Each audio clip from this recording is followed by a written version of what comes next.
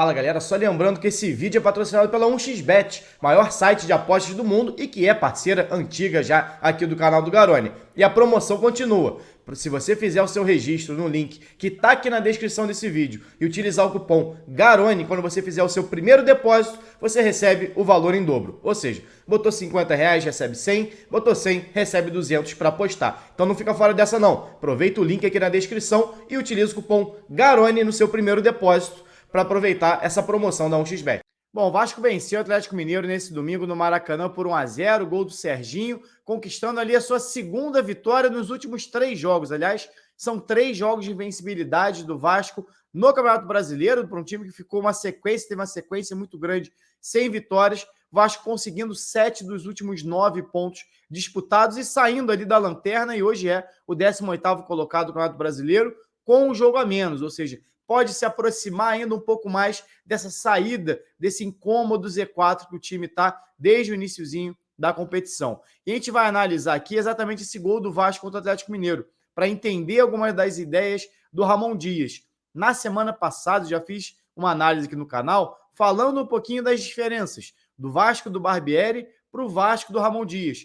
E uma das coisas que eu apontei foi exatamente como os jogadores na fase ofensiva se apresentam um pouco mais para o jogo, tem uma mobilidade muito maior. São jogadores que se aproximam um pouco mais para jogar. Ou seja, você não tem mais um ataque tão posicional como tinha com o Barbieri, com os pontas jogando quase sempre, o tempo todo, partindo de uma ideia de jogo bem aberta, né? Bem em cima da linha lateral, para depois sim só centralizar. Se a gente parar para ver esse gol do Atlético, a gente vai reparar muito isso. Como é que o Vasco tem tido uma tendência a concentrar um pouco mais jogadores no setor da bola. E aí a gente repara logo na origem da jogada, no iniciozinho, como é que já começa por aí.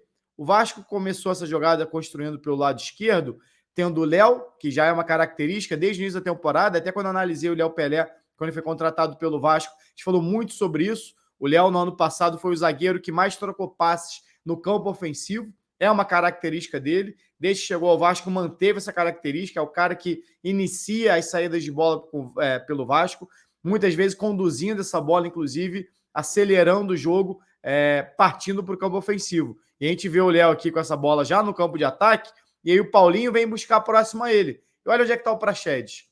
Paulinho e Praxedes são os dois interiores desse time.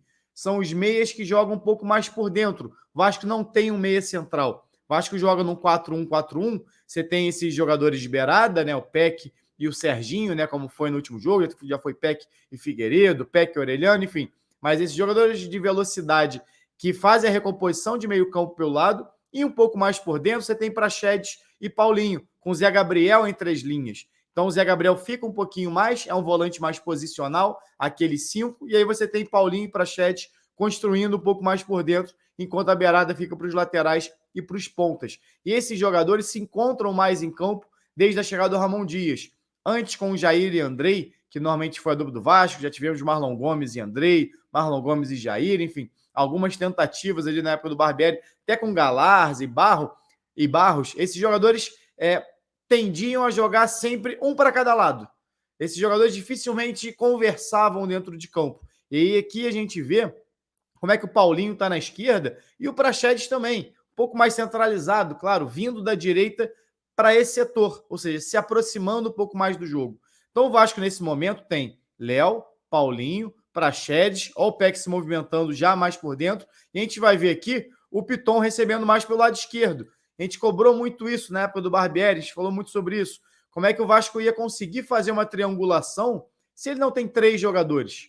Como é que você triangula sem ter 3 jogadores próximos à bola? E aqui você vê, ó, Peck, Paulinho, Praxedes, Léo e o Piton, que vai entrar na imagem agora recebendo essa bola do Praxedes. Então você tem sempre a possibilidade de fazer uma triangulação. Você tem sempre um passe um pouco mais curto. Olha como é que o Paulinho se apresenta para um passe mais curto. E a opção da bola mais longa. Você tem o Peck um pouco mais próximo e o Verratti já dentro da área.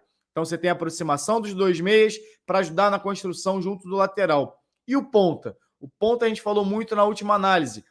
Lá atrás, inclusive, lá no Vasco Corinthians, que o Vasco perdeu, se você lembrar bem, o passe do Orelhano para o Peck, a jogada é toda centralizada. E o Orelhano não estava jogando de meia central. O Orelhão estava jogando de meia direita, desse ponta direita, na verdade. Só que com essa liberdade de flutuar por dentro.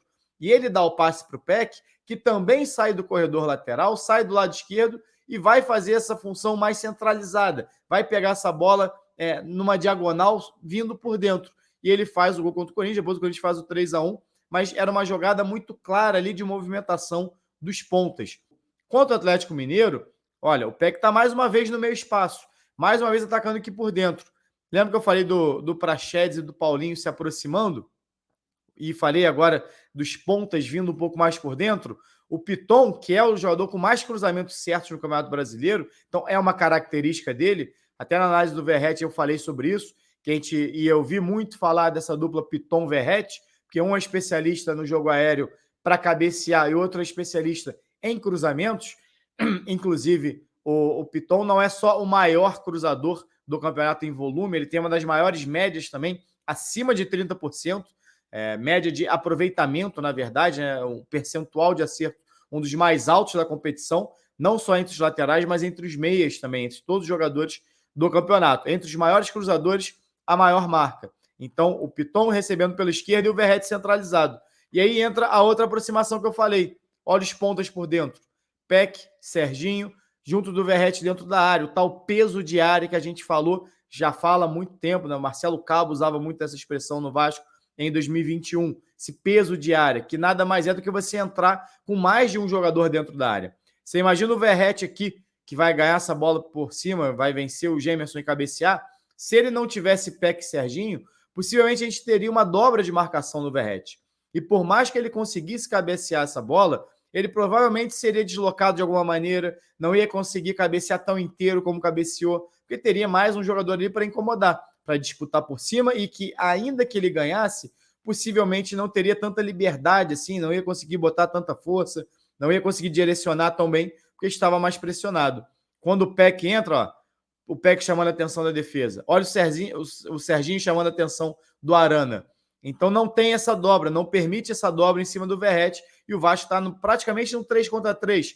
Tem um 4 contra 3 aqui, mas o lateral vai ser batido pelo cruzamento do Piton. Então fica aqui no mano a mano esses jogadores. E aí no mano a mano, o Piton com a qualidade que tem para cruzar, o Verratti para disputar por cima, possivelmente a defesa vai ficar em desvantagem. E o Serginho vai muito bem, ataca o espaço, avança e faz o gol do Vasco. Ou seja, parece uma jogada simples, de um cruzamento pela esquerda. E é uma jogada simples. Só que precisa de uma ideia antes disso. Você tem uma construção de jogo com a aproximação dos dois meias, aparecendo pelo lado para dar apoio, sustentação para o lateral, assim como o zagueiro também se apresenta, e isso permite que o ponta vá para dentro da área e não participe da construção naquele momento. E com os pontas dentro da área, junto do centroavante, você cria uma igualdade numérica, quase uma igualdade numérica, pelo menos na zona mais central da área, um 3 contra 3. E aí essa bola vai exatamente saindo do cruzamento do especialista em cruzamento, que é o Piton, indo na cabeça do especialista no cabeceio,